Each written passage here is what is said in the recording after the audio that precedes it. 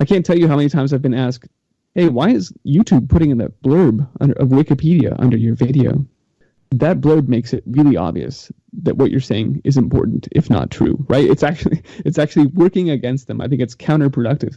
And for that reason, I would actually suggest also that it's going to go away completely. We're in an awkward in-between stage where we haven't yet been outright censored, but there's clearly already some algorithm detecting what we're talking about and slapping a warning on there. Viewers, don't listen to these people, pulling that in from Wikipedia.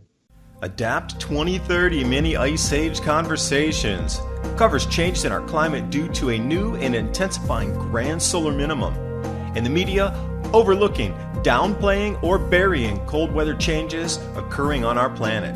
This is in order to keep the global warming agenda steaming full speed ahead.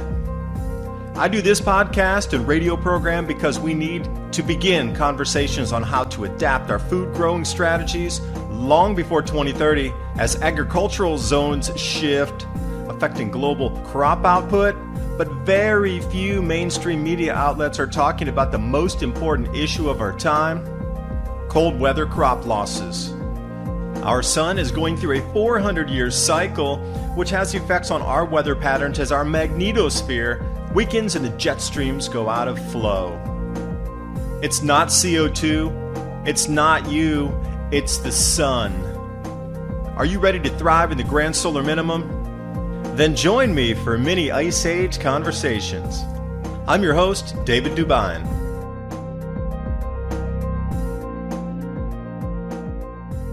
And I do welcome you. Good morning, good afternoon, good evening, wherever you are on this planet. As asked for, today I have with me Christian Westbrook, the Ice Age farmer. We're going to discuss crop losses, distraction in the media, censorship in the media, and a blueprint moving forward with what you can expect with your food prices, how this is going to tear apart the consumer spending economy. You can find more information at iceagefarmer.com. Also, he has the Ice Age Farmer wiki page where he maintains a real-time crop loss map. Yeah, for me, that is a certificate of authenticity when I see one of those below my video, because, you know, it's science. And just boil it down. Forget all the social media, forget all the news, forget everything.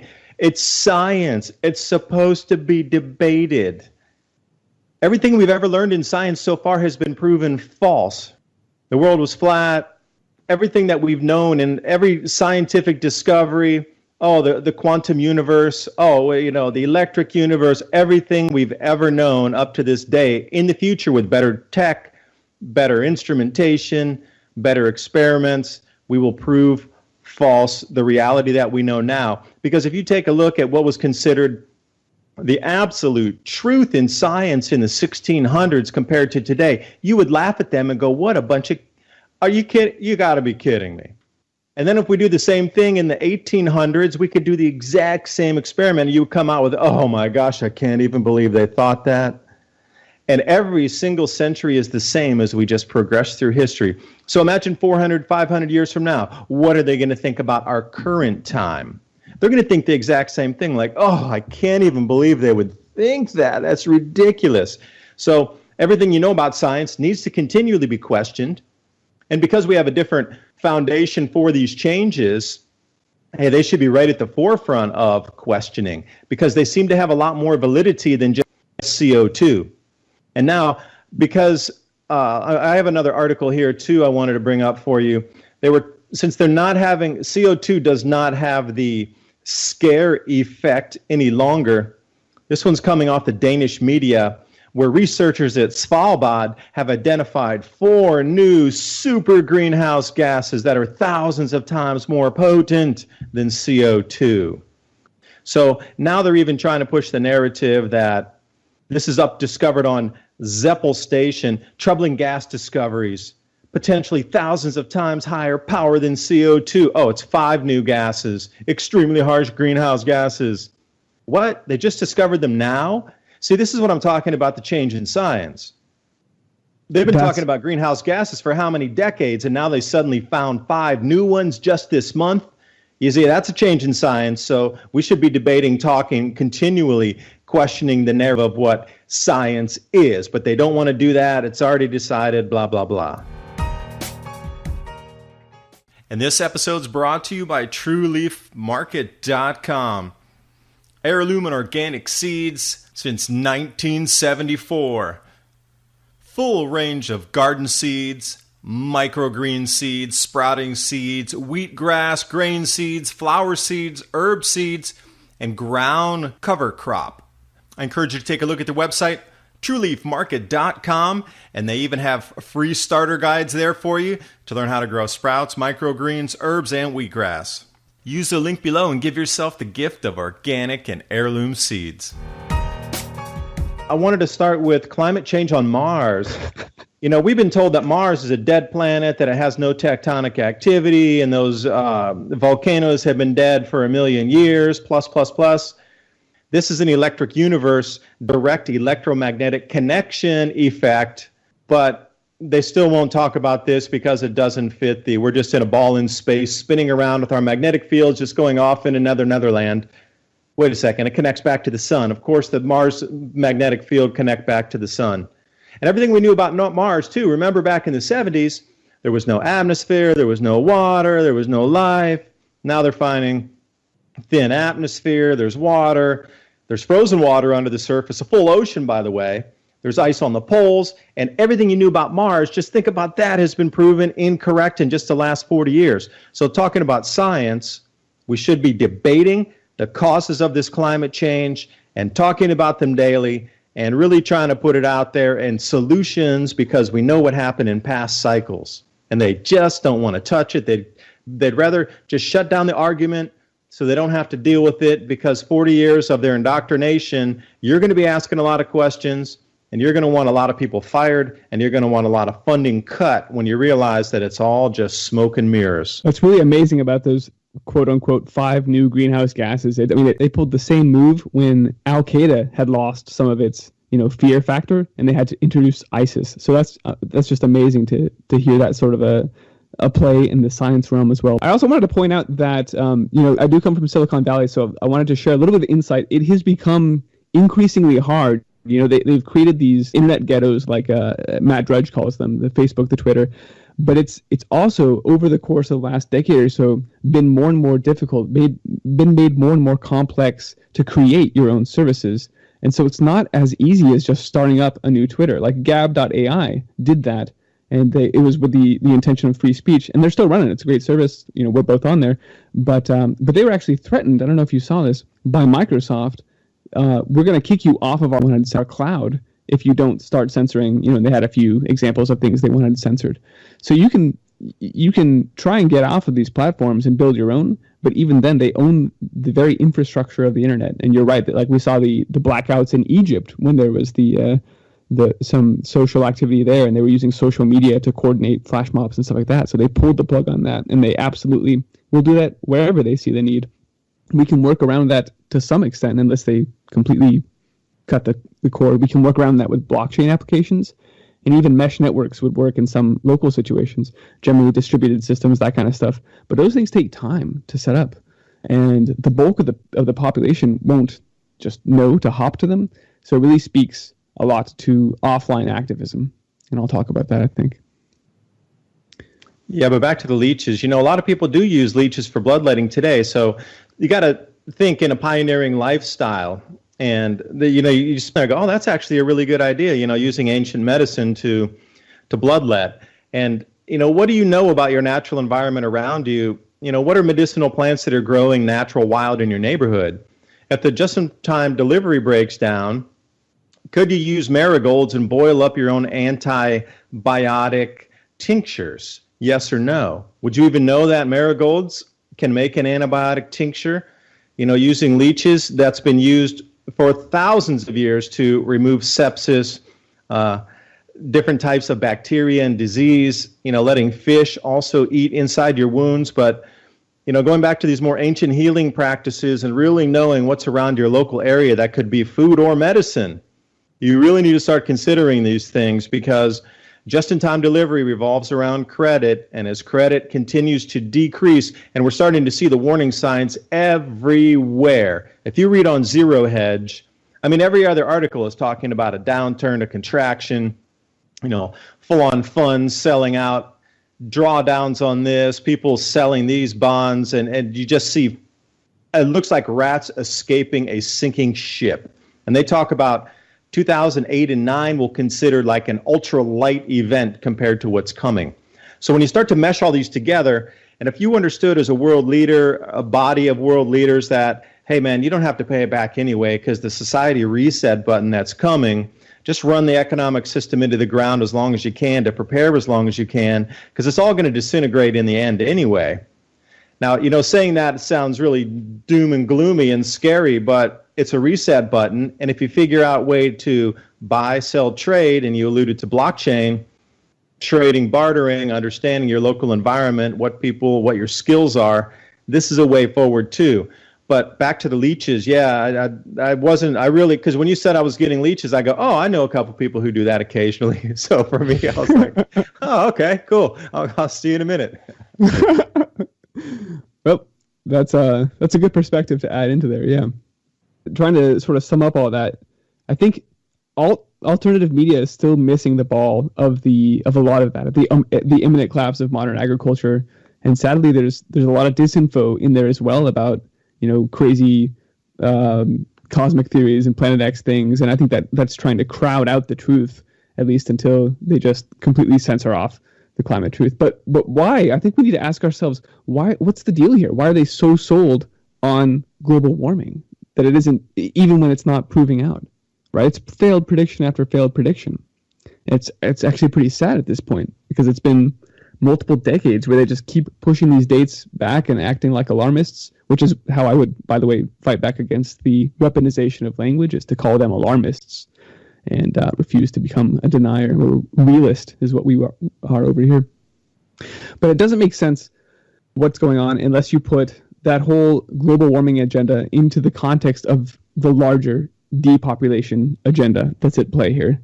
And it's not one that is fun to talk about or to listen to. And there may be some folks, I'm sure there are plenty of folks in your audience who are very familiar with it, and that's fantastic. But there are also some folks for whom it's going to sound outlandish and ridiculous. And I just have to submit that just as we had to approach the climate situation with an open mind and be willing to embrace whatever truth we found there, so too should we take that approach with everything else.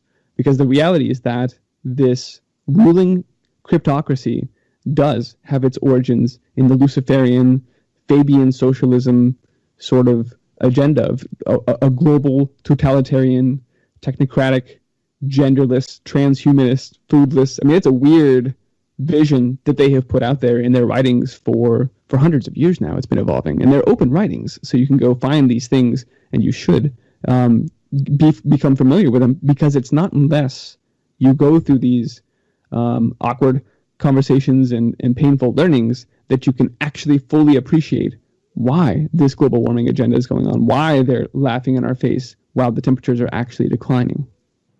There's a book called Wolves in Sheep's Clothing that is all about how the Fabian Society is linked to these modern environmental movements and UN Agenda 21 and UN Agenda 2030. And there's plenty of other researchers who write on that as well. But the Fabians are named from General Fabius Maximus, who was known for waiting patiently before. He was a very old guy for a general, but he waited very patiently while the enemy lost strength before finally striking. And they have named their society after this guy, and that's their motto: is we're going to wait until the last moment and then strike with a vengeance. And that wolves in sheep clothing is actually their coat of arms. And what we're witnessing now is that these wolves are finally striking. We're witnessing that strike.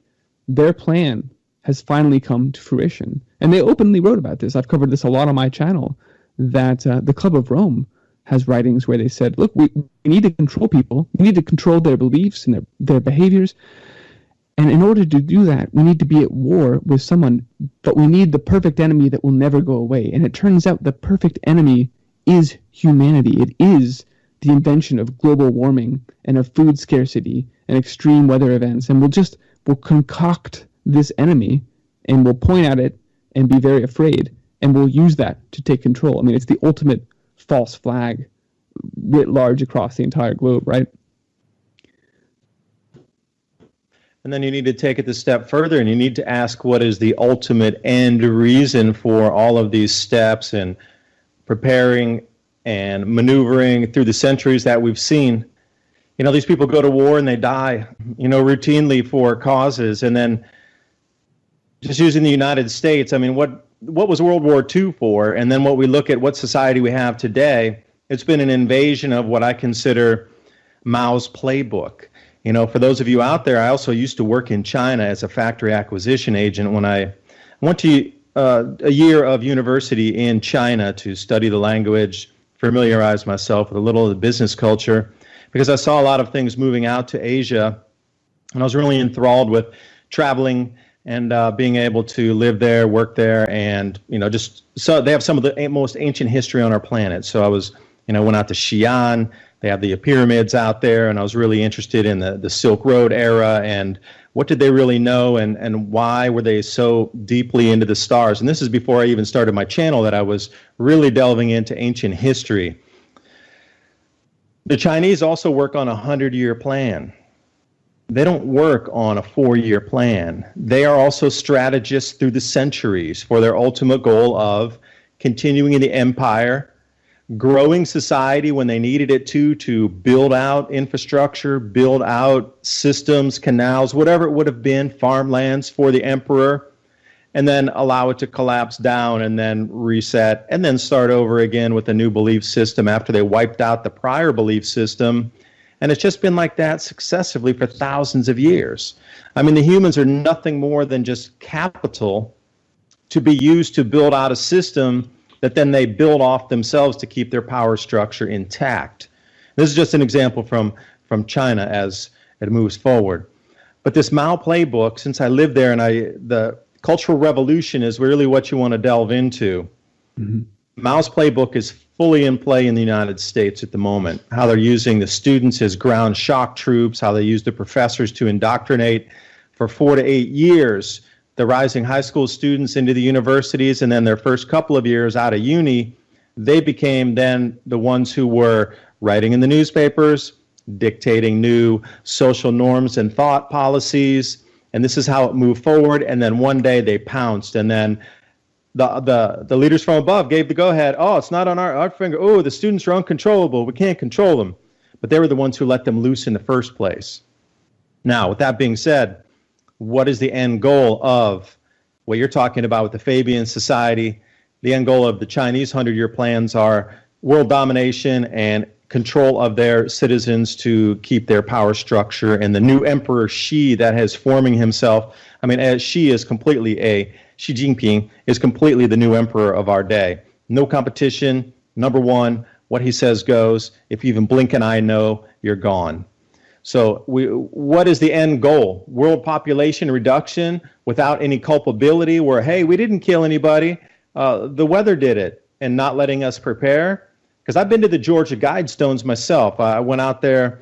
My parents and I were going down to Atlanta, so we drove. It's like 2 hours off of 75. You got to go east out into the middle of absolutely nowhere, out into the chicken farming areas. And you talk about economic devastation when you're driving out to the Georgia Guidestones through that really rural Georgia area.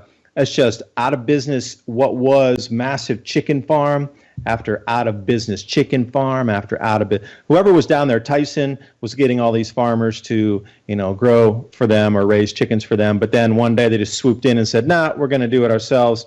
We don't need any more Georgia growers. But when you continue to this spot, it's on an energy portal itself. It's on a ley line, if you will. And, sitting there reading these things, and it's on a negative energy ley line. It's pretty spooky out there, even though it's in the middle of a field by itself, in the middle of nowhere. And, that had to have been chosen of an energy spot on our planet, because I do believe that these Fabians or whatever, a lot of people in power, they really are using these ritualistic energies, and they know about ley lines and these different types of ethereals and esoteric types of knowledge that they don't generally let the average person get into. And if you do get into it, they're like, oh, it's bad, it's this, that, don't look into it. So their end goal, yeah, I understand population reduction, but I also think at the same time it might be the frequency of your thought to be able to get you to vibrate at a certain frequency. And this is where it gets into what Tesla's talking about. The whole universe and nature of the universe is vibration and frequency. Now, what if you can use the human brain as a frequency weapon? This is where I think we're heading off into it. And Christian, I'll let you go there. Well, yeah, that was a mouthful there, David. So you started off in China. I do think that's the central location of like the communists, the collectivists all seem to be converging there right now and bringing that forward. And yeah, I would also say look at another one. You can look at the dirty war in Argentina and sort of see how that played out. But those are more like the street level, Marxists just trying to burn it all down now. Whereas, as you suggest, the Fabians have a grander vision, one where it is the final revolution. In fact, as always, I guess the road to hell is paved with good intentions, and at least the ones they state in the first few hints at this are like, war is not really that good. This is probably a cover story too, but their first books are like, war is not that good. We're tired of it. The only way to make sure that there's never a war again is to take over the entire planet and kill everyone. And so that's literally where they've come from. And like I said, they've mixed that now into some really weird things, like the fact that humanity must become genderless and a transhumanist sort of thing. They must erase everything natural about our planet and separate us from the food production. Food production and what we eat is actually a big part of this. It's another thing we see throughout these globalists' writings. We've talked, both you and I have talked about the fake meat and the agenda behind that, the cockroach milk and the shifting image parameters of food. But I think there's actually more to it than just trying to get people off of the food that they're used to now. I think if you look at 1984 and Brave New World, both of those dystopic novels, and there's plenty of this in the globalist writings, have synthetic food featured there. And the reason is, like I said, they're changing. They must fundamentally reformat humanity, and food is an important part of who we are. It's a part of our culture. It's a part of who we are as humans. So this entire agenda ultimately is not just to starve many of us out, which I think the Grand Solar Minimum will do for them. I think they know what's coming, and they have grafted this and formed their plans around it. So yes, food scarcity is in the cards. It's in their plan. But also to shift that diet onto these weird things like cockroach milk and the fake Soylent powder food and so on. And that food that you put into your body, I don't know if you notice changes in the way your body feels with different foods that you put in it. If you're eating a steady diet of the same, you probably won't know or remember when you switched your foods to something if it had a different effect. So, I live out in Asia still, and I just went back to the States for almost a month. And when I went back there, when I started eating some of the food at restaurants, I noticed a difference right away. It made me a little more tired, didn't have the energy I had because mainly out here, cooking my own food, vegetables, some slight meat inside there, etc. But, coconut juice, whatever you're drinking out here, something different, a lot more fruit juices and thing. But back there, the food just seemed heavier, and it just had a different effect on my body, and I noticed it right away because there was an instant switch in my food, and I really noticed it. So if we move forward with all these synthetics, you have to think how it will change us, because you said transhumanist. And, this is kind of the goal, to blend the computer world or digital world into the human mind, a direct interface. And, Rod Steiger, I don't know, he's a commentator out there. I saw one of his episodes where he was talking about the internet itself as a new consciousness on our planet, like a superhuman God itself within the internet. It's its own consciousness, because it's so vast, and it's all of the humans are putting their own input into it. So it's growing larger every day Because when you add to Facebook, when you add to a blog post, when you add to a newspaper, anything that's on the internet is feeding into this consciousness new entity that has evolved inside, literally, the internet. Speeding down the wires, electrical wires, and sounds a little strange and far-fetched, but when you start to think about, they now want to have a neural interface with that consciousness entity that exists within. It's a thinking thing. Do you think that all the cloud-based servers and all the internet information traffic and all that's up there into the web itself is not conscious now in itself? It is its consciousness being. And now they want to try to put your brain directly connected to it. So, what is at the end of this, and why do they want us to integrate with this new consciousness on the planet that's so much more vast than ourselves? I mean, AI in itself, when you think about it, so much more vast, so much more intelligent, so much faster, it's at a fourth dimensional level in itself already. Think about the internet. It is an interdimensional level of its own thing existing within. It's the blend of two worlds. It's a physical, because we have to build out the infrastructure. You need your computers. We need the wires, we need the cloud-based servers, but at the same time, it's an ethereal because it's a digital medium. So it exists with both. It's the interface between both worlds. It's an interface between dimensionality, if you will. And it's its own consciousness. Now, they want us to connect directly, plug our brains into that. Is that the end goal? And then at that point, okay, great. Every human's plugged into this new consciousness entity and your interface, and now you become part of it. At that point, then what are they going to do with all that new power? We were talking about transhumanism and a few other ideas as these crop losses pervade the planet and food becomes scarce. But what's the real agenda behind pushing the global warming, not allowing the citizens of the planet or persons to prepare when they know these changes are coming at the higher levels? I mean, if we know it's coming, imagine what these scientific bodies who have real instrumentation measuring the sun themselves can tell us. What about, and I do want to also talk about ancient history a little bit, the conquistadors, if you will, the church, when it explored the planet. Let's go back 500 years. Now, the stories that were given to us that they destroyed all the codices, they burned everything, they chipped everything. It was pagan as it was anti-God. They destroyed everything and burned everything. Well, I believe that that's not true. I really believe that they took everything back and boxed it up, and a lot of it's in libraries and museums and under the Vatican that you're unable to see. Now, couple that with, you control the best scientific institutions on the planet. You have all the scientific knowledge of prior cycles. Now, you know these cycles are coming. What is your play going to be to control the citizens as this thing is a slow train wreck unfurling? Christian, you talked about Facebook banning a fair few pages over the last week, and it started with 400, but I got you here. 1,600 pages in total so far have been banned, and they're conservative, right-leaning political pages. Now, obviously trying to interfere with the election and not allow you to get the correct information, but when is it going to come down to climate information falls into this same agenda where you're starting to affect society too much? And at what point, in your opinion, do you think pages like yours, mine, we're going to start to experience more censorship than we do now? Well, it's hard to say exactly. Like I said in the first hour, we have for some time already seen those calls to make it happen. And we're already being, you can look time and time through history when this happens.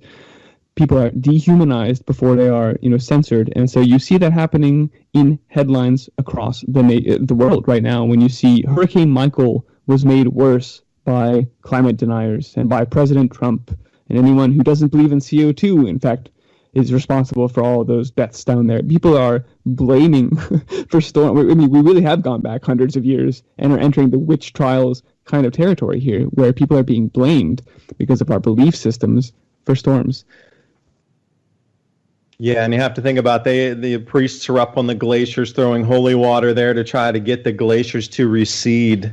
There always does have to be a scapegoat during these times, and you do have to wonder how much information is going to be allowed to move through. So right now it's political opponents and understood. And we have these other platforms, but they're not very large. You mentioned Gab.ai. They have less than 1 million on their user base. Maybe it's a little more now, 1.2 million or so. And when we go to places like Steam, where once you load an article up into the blockchain, it can't be erased, still their user base and active users right now is right around 1 million. So think in comparison of something like YouTube that has 600 million channels on there, or 600 million registered users. They literally have 600 times more traffic coming through than even what's considered these alternative platforms. Minds, Minds.com, Minds.com. I'm up there, but again, their user base is small. BitChute, that's starting to try to compete with YouTube. Again, the user base comparatively to YouTube is relatively small. How about Real.video? They've just renamed themselves Brightcove. Again, their user base, less than 1 million people. So even combined, think about this, even combined, all the alternatives out there to push your message are still only, a very small percentage of a fraction of the giants that control right now the messages out there with Facebook, Twitter, and YouTube. If you add those three together and you put Minds, say Steemit, Gab, and Real.video, and you add all those together, it's literally like 1% of all the other traffic that's out on the planet. Now the media, with the new ICANN rules, they want to try to limit what websites can say. So this is the next step they're going to, is trying to limit actual websites, what you can say on your own personal blog. And if they don't agree with it, they are putting in some new rules on the link tax to try to silence you if you link to other news sources, or itself just downright turn off your site. This is what's in the new rules coming out of the EU, Section 13, Section 11, Section 15. Yeah, they own the information space online. And that's why, I wanted to get to solutions here, because I think a lot of people, like I said, will talk about the censorship and then move on to the next thing, but we need to figure out the implications here. And if they own, as I'm saying, the online space, then where we turn has to be offline information activism. That's the key. And like you said, those other platforms just don't have the audience there, but at least we can use them, especially the blockchain. I don't trust anything that's centralized at all anymore, but at least the blockchain ones we can use as a place to put videos or documents or interviews, whatever, artifacts that then these offline hints can point at, and we can get people to directly get to them, because what they're doing is destroying discovery. We can push media across these trusted channels, but discovery, which is to say how people are able to wake up in the first place, it's going to have to be done offline. We're going to have to seed these people, like you said, asking for their data, and then if they don't have it, you've gotten around their defense mechanisms. You can actually then speak to them without just talking to the NPC. We have that lexicon now to use for the kind of conversation you would expect if you just said, there's no global warming, you just get attacked. So what is offline information activism? What do I mean when I say that? I mean, calling into radio shows, talk shows, printing brochures or flyers, and dropping USB sticks around places. You can have on hand documents like the Grand Solar Primer that James Marusek had created, which I think is a great one, and just lay these breadcrumbs. The people that you interact with might not get it right away. They almost certainly won't get it, and they may even attack you, but ultimately those seeds that you're planting may prove to have been on fertile ground, especially as these crop losses and extreme events continue. People are going to be looking for answers. So you can make a t-shirt with a hashtag on it or whatever. One guy on the Ice Age Farmer forums had an amazing petroglyph tattoo, which I thought was awesome, and he said it is quite the conversation starter. And when you get people to ask you about something, then you've got the floor. Then you can explain, oh, this means that, and so that really spoke to me. It's another way, like the way the conversation you described of asking for data and then giving them some suggestions. It's another way that you get past those defense mechanisms. The tattoo, or one thing I like to do, because it's also how I decompress, is play music. And so I'll go to open mic nights and play guitar and sing about the natural cycles of the sun, and I get a lot of strange looks, but that's great. And a symbol like that tattoo or a song can really be powerful. It can really reach through the conscious mind, past all the programming, and speak directly to the soul. And maybe ring a bell in there and help wake some up. But if not, that's all right too. I think, like I said, you plant the seeds and you move on. And this is really probably the most important thing I'm going to say tonight, is that we have to get out there and have these conversations. This video is brought to you by our friends at TrueLeafMarket.com. Heirloom and organic seeds for any grow zone on our planet.